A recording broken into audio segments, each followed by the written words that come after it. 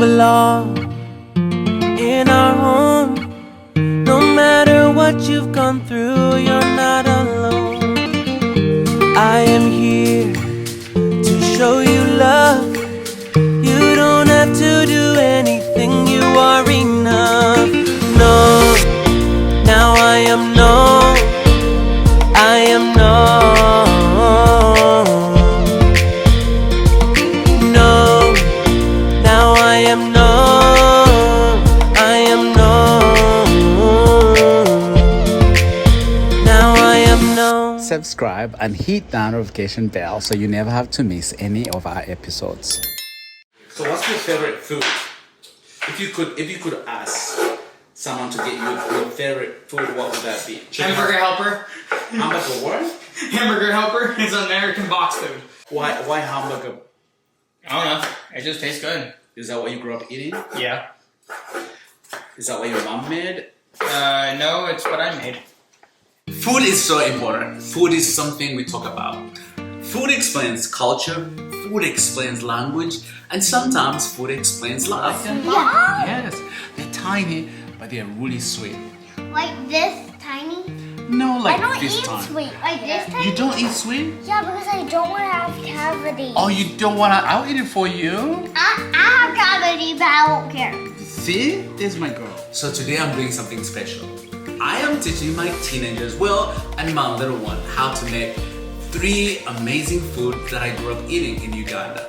Alright? It's almost ready. So once it turns brown, all of it brown, then we want The red pepper and Or you mean green pepper? Yeah, green pepper and white pepper. to use the side.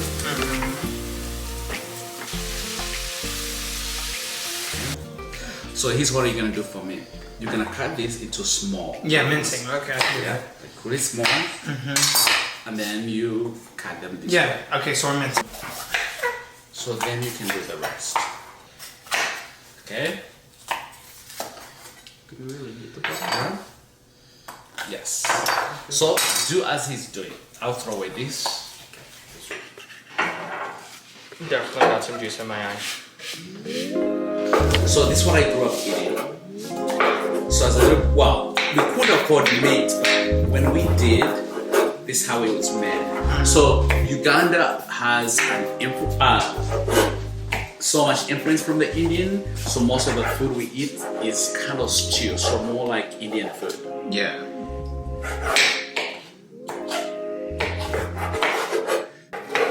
I'm training chefs, Tiny. future chefs.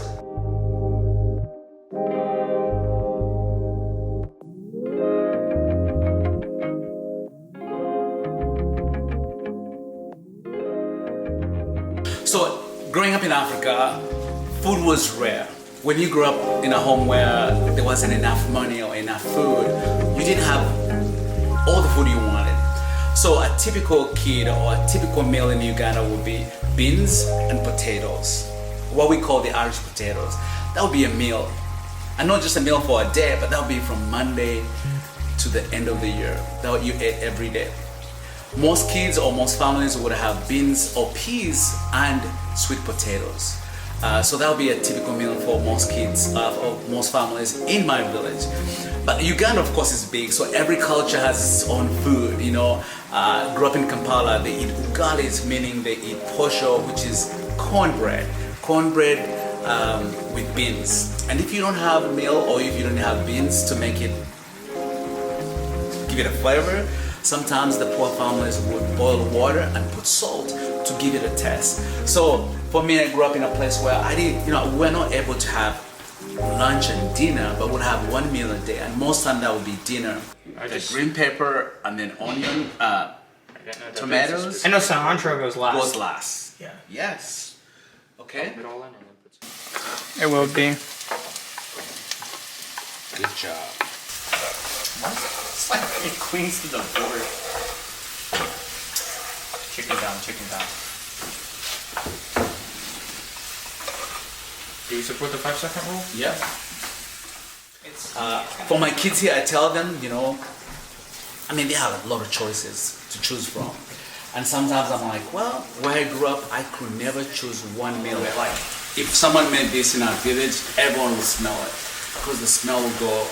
And we cook from outside. We don't have kitchens, so everything we cook is outside. So you would smell people's food. We had chicken on Christmas. So think about like 365 days. You have chicken only once, and that was Christmas because we could not afford it. And sometimes on Easter we'd have beef, or if we're lucky, we would go to our grandparents. My grandma would cook really good meals every after Sunday, so we'd have something to eat. But that was the only time that we had a different meal. Otherwise, families didn't have enough to buy every day. You ate basic food and survive. So we don't use water. We use the juice from tomatoes to give it a thick, but also good taste.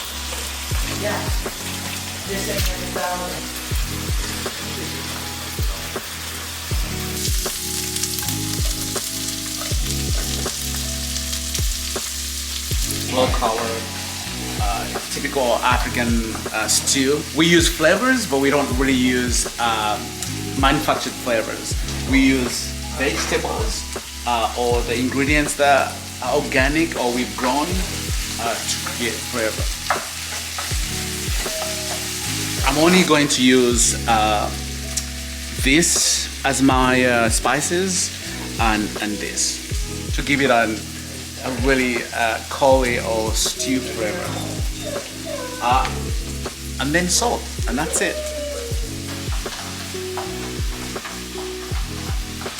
All coming together.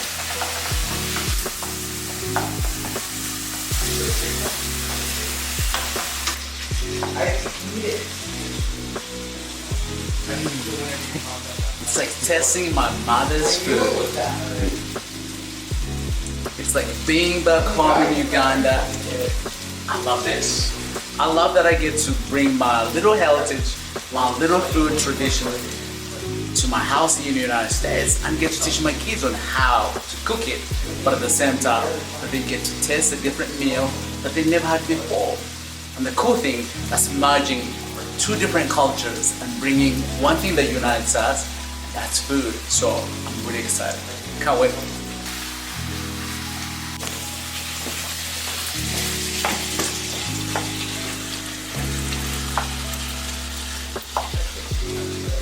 Yes. There are street vendors that they would make this. It looks like a tortilla, it's not a tortilla. We call it chapati. 3 teaspoons of vegetable oil. 3. I got this.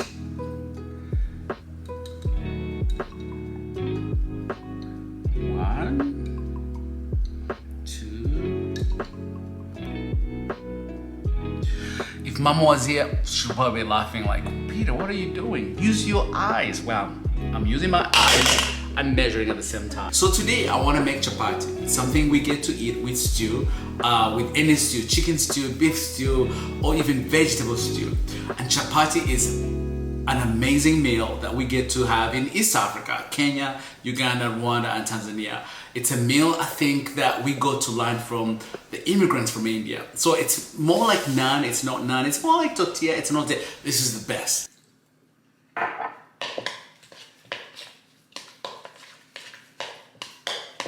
And by the way, look, this is gluten-free chapati flour. I got it from an Indian restaurant. Yes, you can find these things anywhere. Let's have a cup. It's more like a half a cup, I see. Again, I'm African, we don't measure. I never saw my mom measure. Let's see how this goes. 1 teaspoon of salt, but I'm gonna measure. See, I had it right. With wash hands, I get to use my hands. I'm making chapati, but I realized that I didn't have all the utensils to use. I didn't have the roll to use to roll my chapatis, but I got improvised. This round thing or any bottle will be helpful. So, this is how we make chapati. 2 rolls. See? And then I'm gonna use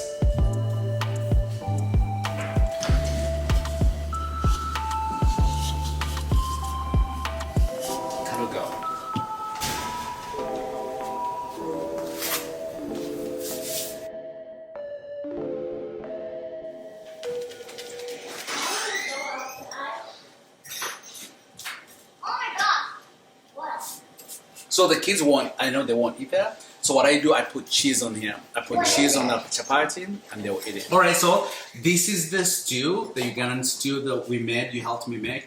And this is the chapati I made. So it's not a tortilla, it's called a chapati. And it is delicious. Okay?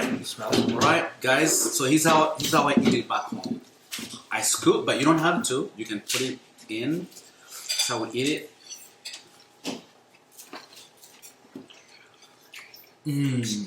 Smells good. The chicken tastes good. It does taste good. You like?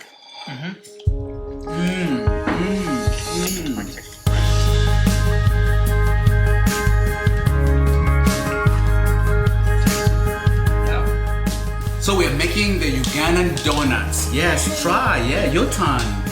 Then I get my turn again. Yes, it'll be your dish. Try it. Louis, You're gonna like it. It's what cinnamon. taste is it? I like cinnamon. Wow, this is so goopy. I tried it when I was only 2 years old. You were 2 years old, you tried Ugandan donuts? Yeah, I went We're making small Ugandan mandazi. We have them as dessert. They're sweet and delicious. I'm really grateful for my kids that I get to teach them my culture, that they get to test the food that my mom used to cook for me when I was little. Mommy, Yeah, it has cinnamon in it. Okay. I only like cinnamon toast. Is that all That's you my like? favorite cereal. Okay, try. I'm just trying to get all. So they get to test the food that every child, every member of my family back in Africa got to test. And so it's like bringing my home or my back home to my kids. And that's really cool that they get to experience my culture through food. So I'm gonna put the oil on the fire, okay?